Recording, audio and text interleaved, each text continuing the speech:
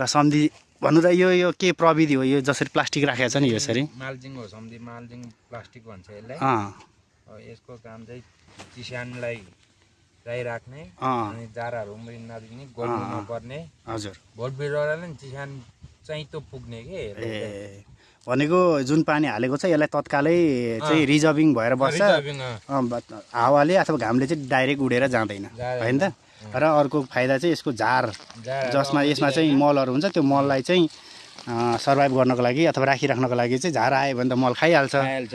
अन्त झार आउन नदिनको लागि पनि हैन त सम्झे मल्चिङको फाइदा अहिले त आधुनिक खेतीको मा त धेरैले हैन सबैले नि सधैँ यही त गर्छन् हैन मल्चिङ प्रयोग गर्छ यसलाई गोडमेल पनि दुःख पनि धेरै गर्नु परेन तर लगानी अलिकति बढी नै होला नि सम्झे हैन लगानी चाहिँ अलि त्यो बढी नै लाग्छ है त्यो मल्चिङ बाहेक यो मतलब यो महँगो होला नि त यसमा अलिकति लागत कस्तो छ यसमा लागतै लाग्छ होला हुन्छ सम्झे है सस्तो महँगो पनि हुन्छ यो सस्तो महँगो हुन्छ एमएम हिसाबले हुन्छ यो पनि एमएम हिसाबले अब रोलको 3000 3500 4000 हेरी हुन्छ यो 35 हो कि एमएमको होला यो पनि एमएम हेरेर हुन्छ त्यस्तो भयो है कस्तो खालको आफूले हाल्ने भन्ने कुरा कि बिरुवा अनुसार फरक मल्चिङको लागि जस्तो भए पनि अलिकति टिकाउ र नटिकाउ भन्ने कुरा होला नि हैन 1 वर्ष टिकाउने कि 2 वर्ष टिकाउने त्यो मतलब यो जस्तो अहिले निकाल्यो फेरि अर्कोचोटि प्रयोग गर्न पाउँछ यो पाउँछ सम्धि राम्रोसँग मिलाएर राख्यो भने जतन चाहिँ गर्नु पर्यो है तर हामीले चाहिँ अलि यो ठिक्कको भित्रको मिडियम साइजको हाल्यो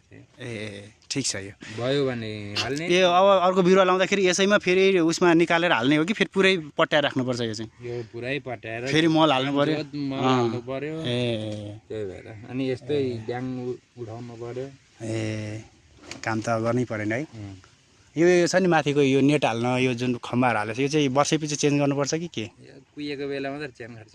खासै कुहुन त त्यति छिटो भ्याउँदैन होला किनभने माथि नै सेप छ नि त्यसको माथि पानी छिर्न भ्याउँदैन छेउ चाहिँ अलिक कुहिन्छ त्यो पानीले भिजेको र अनि यसको जरामा जान्छ होला है अलिकति किनभने पानीले छुन्छ नि त्यसलाई त चिसोले माटोले तर भित्रको त टिक छ कति वर्ष जति टिक्छ यो त धेरैचोटि त बनाउनु पर्दैन वर्षैपछि त बनाउनु परेन नि वर्षैपछि यसो बिग्रेको छ भने यसो सबै त परेन एउटा दुईटा चाहिँ के कसो छ